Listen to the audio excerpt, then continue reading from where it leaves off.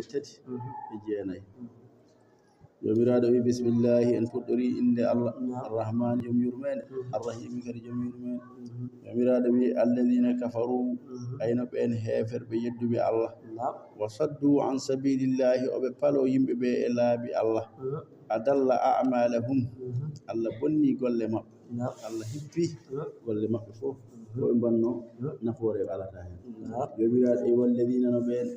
amanu gonɗinɓe Allah ɓe wa amilu salihati ɓe gondi moƴƴereji wa amanu ɓe gonɗini bima nuzila ala muhammadin ɓe gonɗini ko tellina e muhammad sallallah alih w sallam ay wi ko amanu laabi ɗiɗi walladina amanu ay ko wayno jeeyanoɓe e yahuda en walla nasara en ko adinelaɗo no ara oɓe janggi defte maɓɓe ɗe oɓe gandi ko Allah haali toon Allah ina sifi qur'ana Allah ina sifi muhammad ina aroya ay ɓe jeeɓi kono nde muhammad ari nde kadi ɓe duttaki ɓe jetti ɗum woni amanu wa amilu salihati wa amanu kadi walladina amanu ɓen gonɗinɓe Allah ɓe jaɓi ko Allah jangti e nder defte maɓɓe to wonde muhammad ko ina ara wa amilu salihati ɓe goni e gollude moƴƴere e diineji maɓɓe he wa amanu kadi nde muhammadu ari nde kadi ɓe jaɓi ɓe calaki ɓe jaɓi bima nuzila ala muhammadin ɗum ko Allah tellini e nelaɗo woni qur'ana kadi ɓe jaɓi ɗum kadi nani abdoullah ibnu salam on ko yahudu yanke kono noon nde nelaɗo ari nde o dari o yanti e nelaɗo o huwa alhaqu jomiraɗo wi ɗum ko Allah tellini e nelaɗo ɗum ko ɗum gonga min rabbihim ummoriɗi koto Allah joom maɓɓe ɓen ɗon waaɓe noon kaffara anhum Allah ina hafranaɓe sayyi'atihim bakkatuji maɓɓe Allah ina yaafoɓe wa aslaha balahum Allah ina moƴƴina alhaaliji maɓɓe dhalika no ɗum holko waɗi bi anna alladina kafaru sabu ɓen heferɓe kamɓe ittaba'u ɓe ndewi albadila ko mere peeje seydane wa anna alladina amanu ay ɓen ɗon julɓe gonɗinɓe Allah ittaba'ul haqqa ɓe ndewi ko e laawol gonga min rabbihum ummade to Allah joom maɓɓe kadhalika ko hono ni yadribullahu Allah waɗanta linnasi yimɓeɓe amsalahum misal maɓɓe woni Allah waɗiri misal fa ida laqitum alladina kafaru jomiraɗo wi so on potti e heferɓe ɓe saha jihadi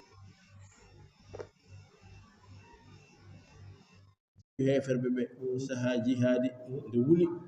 ida laqitum alladina kafaru so on potti e heferɓe ɓe on keɓinimaɓe ko darba rigabi jaggeɓe manam mbaɗon ɓe maccuɓe mon jaggeɓe tongonɓe hatta ida askantumuhum so on keɓidima e maɓɓe fa suddu cattine alwathaqa tongue ha tiiɗa fa imma mannan ba'du yama Allah moƴƴana woɓɓe o wiya ɓeɗo yo goppe wa imma fida an moƴƴande nde woni ɓe tuuɓa ɓe mbiya ɓe naati l'islam Allah wiya goppiteɓe wa imma so wona ɗum fida an ɓe cotto nani hatta tada alharbu Allah wi ko ni gonirton hatta tada alharbu ha wolde nde wallina aw zara ha sattede mum saha jihadi kay ko noon tan nde wona e jihadi nde so on keeɓi mbarodire so on keɓinima on keeɓi hen hewɓe nangue hen woɓɓe tongon garti ɗon soɓe tuubi goppi toon ɓeɓe janta e mon so wona ɗum soɓe cottima kadi gopponɓe keɓɓon koɓe gaddi ko battun e diine nani jomiraɗo wi ko ni woni jikku haare ha wolde nde decca so wolde deccani ko ni tan nani jomiraɗo wi hatta tada alharbu ha wolde nde wallina aw zara ha sattede mum zalika no ɗum walaw sha allahu sillo Allah haaji lan tasara minhum Allah wi sinno o yiɗino de o wallintako hay goto o wita julɓe kaɓoye e heferɓe Allah kay so welano tawi kay koye diine o daro tan force ɗum kay ne weɓiri Allah on sa yomo jarribo yimɓe kocce silameje kaɓoyon e heferɓe ɗum fof ko yiɗande en moƴƴere tan woni walaw sha Allah sinno Allah haaji lan tasara minhum o wallintako julɓe o wiyata gaare kaɓon e heferɓe Allah kay ne wawi warde heferɓe saliɓe diine ɓe wona nden kay diine o jaalowo ko yaay kono noon ko omo yiɗani julɓe moƴƴere jomiraɗo wi walakinna kono noon sa yi omo nodda julɓe yo jaa kaɓoye liyabluwa ba'dukum bi ba'din ha o jarriboro hakkude mon e moɗon hakkude woɓɓe e woɓɓe ay o ƴetta ɓeeɗo o waɗa ɓe sattede mawde o darna ɓe yeeso mon ay o wi aywa kaɓe e ɓeeɗo ayi o ndaara beeli ko nodditto ɗon ko on julɓe ko soko gonga wona yeeso ma wi ko mbiɗa ko Allah wi ko ɗum wontaɗo Allah wima haɓe makko rabi liyabluwa ba'dukum bi ba'din ha o jarriboro woɓɓe ɓe e woɓɓe walladina qutilu jomiraɗo e ɓen waraɓe fi sabilillahi e lawol Allah ɓen haɓaɓe e jihadi ha mbara taw koɓe julɓe falan yudilla a'malahum ɓen kay golle mabɓe jogorani bonde ɓen kay ɓe bona golle mabɓe bonani Allah fewni ɓe aljanna so yahdihim ma Allah fewnuɓe lawol moƴƴol faade to e nafoje ila ma yanfa'uhum faade e ko ɓe nafaɓe bimanam gurdam aljanna wa yuslihu balahum Allah moƴƴini dendagal alhaaliji mabɓe wa yudkhiluhumul jannata Allah ina nannaɓe to ɓuri towde e aljannaji arrafaha lahum Allah andina ɓe toon ɓe gowne toon aɗa andi aljanna ko woni toon ko e nemaji e gueɗe kewɗe so neɗɗo ittama ga addama toon no woni keso so woppirama e mbadi mum aduna ndi tan wemat ɗeɓat ancude toon hayso toon no weeli kono Allah wi so neɗɗo nannama aljanna a sikkata noddi toon ko ɓooyi Allah wownamo toon o wowa jikku toon o ayi gurdam makko ɗam yaada e toon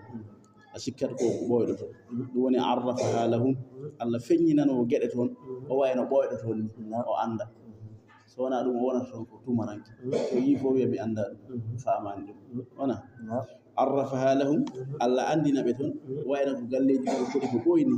gueɗe kewɗe ɗe ɓe majji soɓe jii ɗum tan ɓe keftina jomiraɗo wiya ayyuhalladina amanu emon julɓe gogilɓe Allah in tansurullaha ay so on balli Allah yansurkum Allah walla on wa yuthabbita aqdamakum Allah tabitina pele mon walladina kafaru ayno ɓen heferɓe yedduɓe Allah wa ta'san lahum alkare wodaniɓe wa adalla a'malahum Allah majjini golleji mabɓe zalika no ɗum ɗo bi annahum sabu kamɓe karihu koɓe añɓe ɓe jeddi ma anzalallahu ɗum ko Allah tellini woni alqur'ana fa ahbada a'malahum wadde Allah bonni golleji mabɓe afalam yasiru jomiraɗo e beeli ɓe jahani kamɓe yimɓe makkanaɓe ɓe jahani fil ardi to leydi ɓe jilloyo wa yanduru ɓe ndaara kayfa kana aqibatu holno woni battane alladina min qablihim ɓen yimɓe arnoɓe ko adiɓe salinoɓe yamirore Allah dammarallahu alayhim Allah halkinoɓe walil kafirina ayne ɓen heferɓe ina wodani ɓe amsaluha baɗɗe tindi ɓeeɗo ko Allah wadduno e ɓeeɗo ɓe yawtuɓe ɓe heferɓe hande yo ƴeew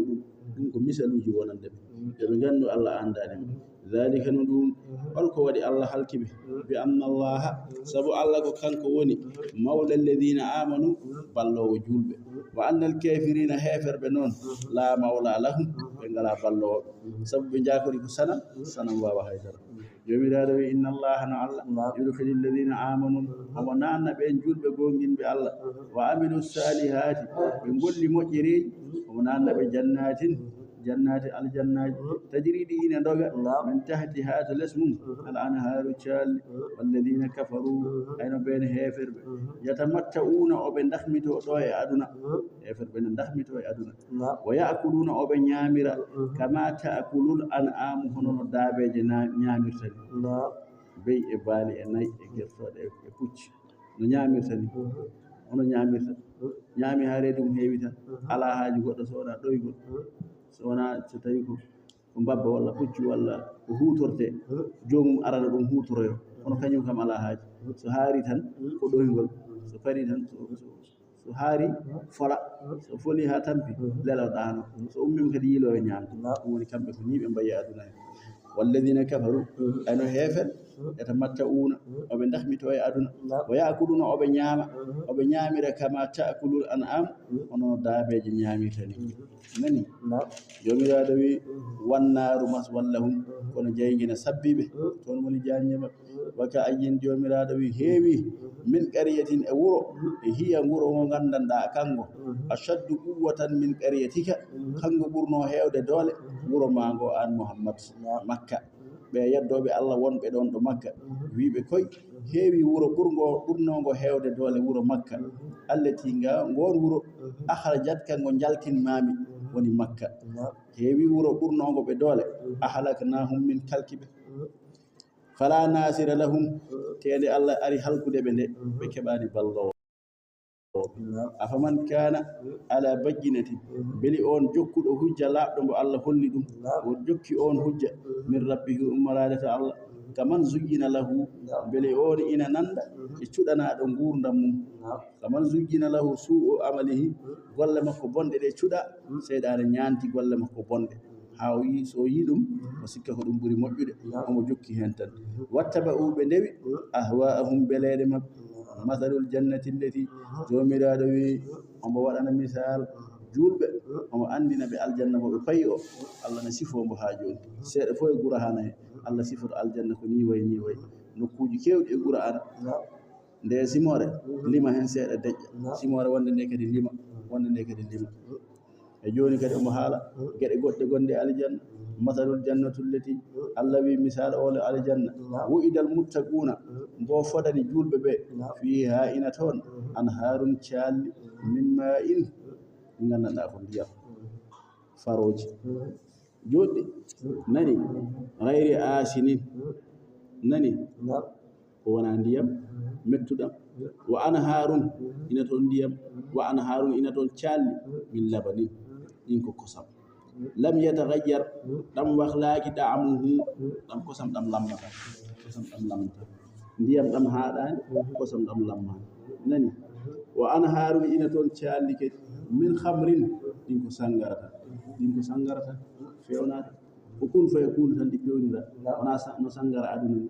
nani andum so ɓooyi prix kadi wonno waɗira sa yari tan a mandilat